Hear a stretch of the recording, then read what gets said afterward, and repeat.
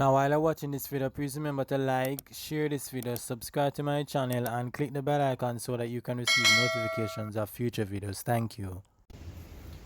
Well, hello there. Welcome back to my channel, guys. It's so good to have you here with us once again. Now, I lent out my tripod to someone. They had an emergency case, and I to them is basically a lifesaver, then, so to speak.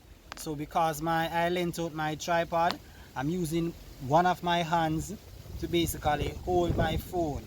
So if part of my body seems to be you're not seeing it as you normally would, then my apologies for that. Now, at the time in recording of this video, it would be Wednesday, June 16, 2021, right? On Wednesdays, as I would have stated, I think it's last week Wednesday and before, that on Wednesdays I'm doing text explanation, right? So that is what I'm focusing on Wednesdays. So as you can see, the title of this video, right, as it says, Mark 2 verse 27 to 28 explain. Now this is a passage of scripture that Sabbatarians use in order to buttress their mandatory Sabbath keeping argument for Christians, right? But I'm doing this video as a way to refute their argument on this and to give Christians, right, a defense for their faith, then, so to speak. So we're going to have a look at it, right, guys? Now I recommend that you check two videos. Jesus on the Cornfield, you can find it in my playlist section titled The Sabbath, as well as check out this video also. The title of this other video I'm mentioning to you, or I'm recommending to you, should say, is the Sabbath a moral law or ceremonial law?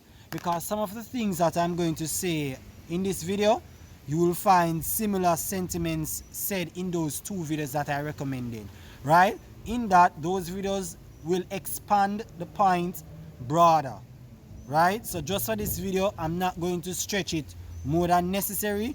You can check out those other two videos, right, to get additional information, right? So then, now that I have said that, we're going to look at the passage itself, but first we are going to get the context, right? Now the context of these two verses begins in Mark chapter 2 verse 23.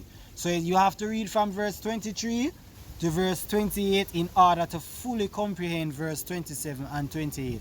That is what you call contextual analysis, which if you don't use, you will always misinterpret scripture passages, right? If you just single out a particular verse and you don't get the context, you're going to always mess up yourself, right, guys? Now these verses that I mentioned to you, which gives you the context, you will find it in the two videos that I recommended to you. It will pop up in it, right? Now you can understand why I recommended them.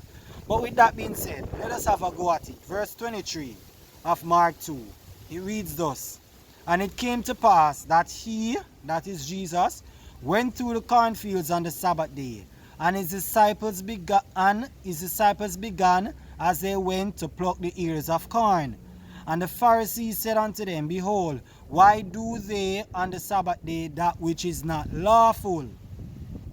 Going in the cornfield, working, picking in the probably hot cornfield, picking corn and so forth, and you had 6 days to do that, and you choose to do that on the 7th day. Remember, in Exodus chapter 16, right, it would be you would see it in those verses where when God was raining manna and he told them, listen, 6 days you have, and on the 6th day you're going to get a double portion, right? So that you don't have to go out and pick up manna on the 7th day.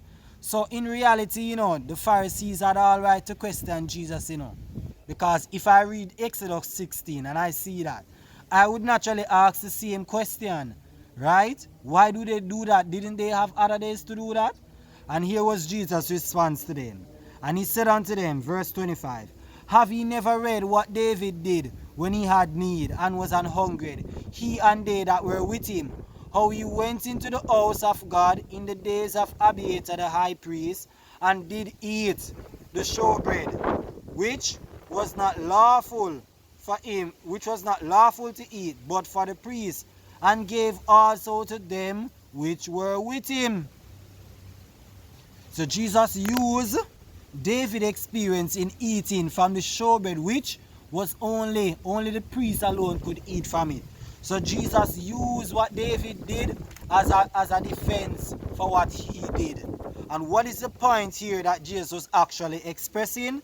Verse 27 and 28 tells you, and he said unto them, the Sabbath was made for man, and not man for the Sabbath. Therefore the Son of Man is Lord also of the Sabbath. Let me read verse 27 and 28 for you again, using the New Living Translation, which will bring out the point much sharper to you. Here's what it says. Verse 27. Then Jesus said to them, the Sabbath was made to meet the needs of people, and not people to meet the requirements or the needs of the Sabbath. So the Son of Man is Lord even over the Sabbath day. So Jesus is saying two things here. Let's examine in the first thing that Jesus is saying in verse 28. The first thing he's saying is that the Sabbath, it was made for the needs of the people. You know, a day where you rest, rejuvenate, and so forth. You understand? It was made for people. People was not made to serve it. It was made to serve people. You understand? That's a big difference from other commands such as thou shalt not steal, right? Thou shalt not kill. Thou shalt not have no other gods before me. Every one of those commandments, we were created to obey them. We were created to love God. So the commandment that says thou shalt love God, that was not made for us, right? We instead was made for that command. We were created to love God, right? So we were created to serve that commandment. We were created to meet the requirements of that commandment. Likewise, to love your neighbor as yourself, we were created to meet the requirements of that command. You understand? And so it is with rituals. Every single ritual was created to serve us. We were not created to serve ritual laws. Now you understand why I mentioned point to that video to you, for you to check out, right? If the Sabbath is a ritual or moral laws, these things can only be said to ritual laws. This can never be said to a moral law, right? Because with rituals you can sidestep it for the necessity of somebody, right? That's why Jesus said the Sabbath was made for man and not man for the Sabbath. With rituals it was created for you, for your sake, so you can sidestep it for the benefit of yourself or somebody else, because it was created for you, right? On the flip side, moral commands, we were created for it. You understand? So this is the point that Jesus was actually making here, that the Sabbath, it was made to serve us. Just as how the showbread thing, right? That's a commandment that we weren't created to serve. It was created for our sake, to express a particular truth and so forth for us, right? Only the high priest supposed to eat it. That was created for the Jews, right? Let me mistake I made here. It was created for the Jews and to teach a particular truth. You understand? So this is the point Jesus was making here from this text. Now the other point he was making, therefore the Son of Man is Lord also of the Sabbath day. So Jesus here is showing his authority, his lordship over the Sabbath. Just as he is Lord over every other day, the text says the Son of Man is Lord also. What also means by definition is that he is not just Lord of first day, second day, third, fourth, fifth, or sixth day. He is Lord also of the seventh day. So as the Lord of this day also, he has the authority to dictate what is right and what is not right on this day. And this is exactly what Jesus was doing for them. Right? Now, Seventh-day Adventists would basically make an argument, right? By saying that because Jesus said this, that the Sabbath was made for man and not Jews, for them it is for all humanity. Because Jesus said the Sabbath was made for man, that means it's not for the Jews but for all humanity, and therefore he is communicating the point that the Sabbath is for everyone. Yes, but based on the context, guys, would you say that this is the point that Jesus is actually making? No, based on the context, Jesus was not communicating the point that the Sabbath is for all humanity. Right? This is not the point that Jesus was actually trying to convey. The point he was conveying is that when it comes to certain commandment, it is meant to serve the necessity of those who those commandments are for. Right? It is made to serve them and not the other way around. In the fundamental belief that I pointed out in my previous video, right? How they use Mark 27. Let me read what it's saying. Christ's twofold role as a creator and redeemer makes it obvious why he claimed that as the Son of Man he is. No, let me repeat. Christ's twofold role as creator and redeemer makes it obvious why he claimed that as the Son of Man he is also Lord of the Sabbath. With such authority, he could have disposed of the Sabbath if he wanted to, but he did not. On the contrary, he applied it to all human beings, saying the Sabbath was made for man. So this is the argument, you know. So because Jesus said the Sabbath was made for man, for all human beings, that means if it's not just for the Jews, it is for every single person. Right, and so it is still valid. It is a command that is valid today. And they also say that based on this statement, the Sabbath, if it was made for all human beings, then it means that the Sabbath would have naturally existed, as they claim, throughout the time of Genesis, throughout Adam and Eve. From the beginning, it had existed then. This is why Jesus said the Sabbath was made for all human beings. Now, in order to answer that question, right, I'm going to show you a clip from a previous video that I did. 48 objections of Sabbatarians, read Colossians 2 verse 16 to 17. Part 2 of that video, I'm going to show you a clip that will actually answer this. With that being said, check out the video. Jesus said the Sabbath was made for man, according to Matthew 2 verse 27. Therefore, it must have been given as a command to keep from creation. Negative, and here's my refutation to that. Every law that God has ever given was for man, and yet it's undeniable that not all the laws were from creation. I can show many that one cannot argue. That this was given during the time of Moses and not at creation. But I will just show one alone and leave you to think. In Leviticus 18, it makes mention of not coming near to one in Leviticus 18 it mentions of not coming near to one that is near of kin to you. Right, verse 6. That is a family member, but at creation people had to populate. For Cain and Seth, which is Adam's son, had to find wives in order to multiply, and so would his other children. And how would they do this? They have to marry each other, even though they were related, and this is how the earth populates, which is why we are all ultimately related. The same with Noah and his family. And Abraham and Sarah were brother and sisters, according to Genesis chapter 12 and chapter 20. Yet it was not a sin, as God himself sanctioned it, and he never reproved Abraham for it. During the time of Moses, he stopped this, and I can see why, for by then the earth would be populated enough so one wouldn't and shouldn't go near to their king anymore. Right? That law in Leviticus 18 was made for man, yet no doubt it was not given at creation. Why then must one assume Sabbath was given at creation because it was made for man? This argument is just another weak argument that cannot work.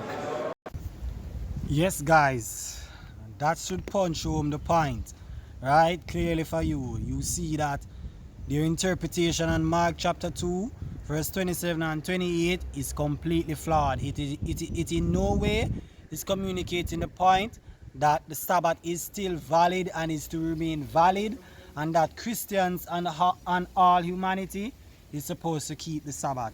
Now I'm going to use one more argument with you here. Look, we are going to look at John chapter 19, reading from verse 42. It says, there laid they Jesus therefore because of the Jews' preparation day, for the sepulchre was nigh at hand. If you read from verses, let's say about 33 onwards, or from about 32 onwards, you will see that they took Jesus' body from off the cross, right? Because it was approaching the Sabbath. And one of them who go by the name of Joseph of Arimathea, who's a disciple of Christ, he asked Pilate for Jesus' body.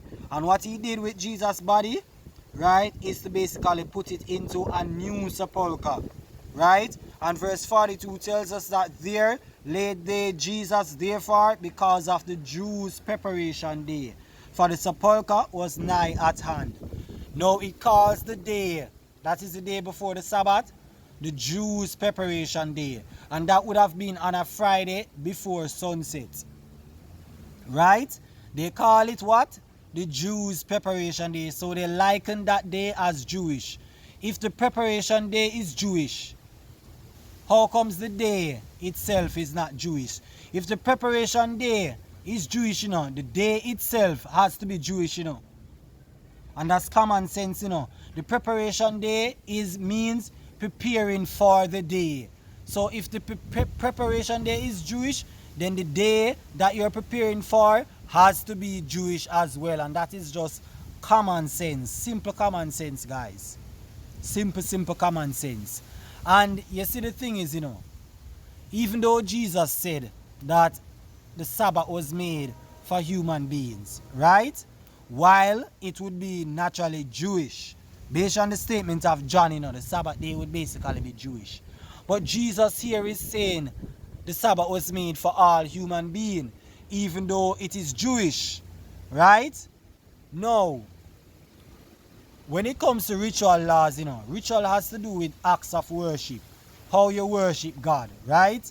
So all those rituals, right, that you basically see in the Old Testament would all be Jewish, because it has to do with how one worship God. When it comes to moral commands, moral commands is not confined to no religion. Moral commands is something that every single human being should follow. You can't call anything that is ritual, right? Anything that is ritual, should say, has to be likened as Jewish, right? That is ritual within Christendom. It has to be likened either as Jewish or something for Christian, then, so to speak, because it is a ritual law. Now when it comes to Islam and other religions and so forth, how they worship God, you will call it Islamic. Using an example, you will call it Islamic because that is how they worship God, or the God whom they worship. But when it comes to moral commands, right, you can't say this is Islamic, this is Jewish, or you understand what I'm saying? It goes for every single person, right? But the thing is, with the Sabbath command, even though it's Jewish, God had intended for all nations to have the blessing that comes with the Sabbath, right? He had intended for all nations to be a partaker of the blessings of Israel, and so to speak.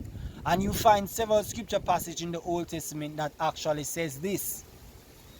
Right, guys, there are a number of passages in the Old Testament that actually makes it plain that the Jews were supposed to be a beacon of light to other nations. They were supposed to be an example.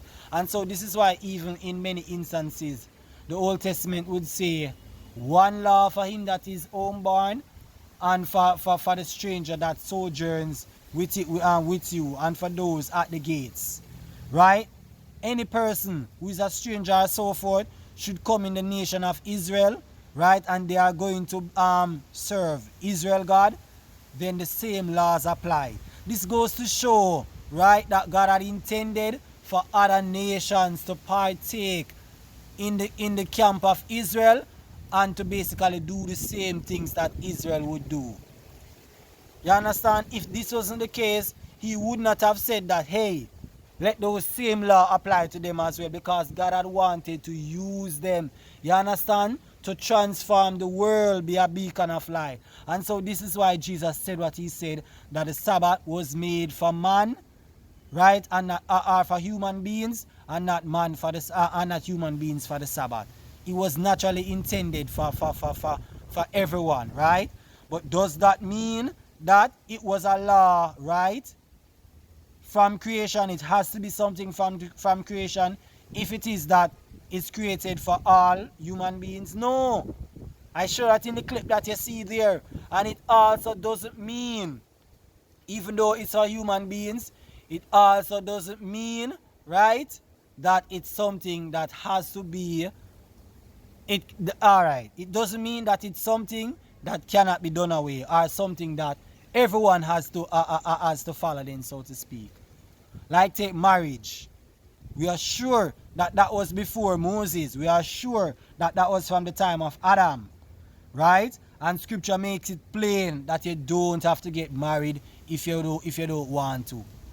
This is what I'm actually saying. It doesn't mean that just because it was for all human beings, that means that it's something that every Christian has to do now and that all human beings has to do now. No. You understand? And it also doesn't mean that it has to have existed from creation. The clip that I showed you would have made that plain. Right? So in ending this video, right, those texts is communicating to us that when it comes to ritual, right, the context alone and all that I would have said, right, show you that Sabbath command is something different from moral commands. It's not a moral command, because Jesus could not have said that with the law of love. There's no way he could have said that the law of love was created for us and not we for the law of love, which would give an impression that the law is to serve us and not we serve that law. So therefore, under certain circumstances, we can sidestep that law. No. You understand? Under no circumstances we can sidestep the law of love. Under no circumstances we can kill, steal, cheat on our spouse. Under no circumstances we can do this.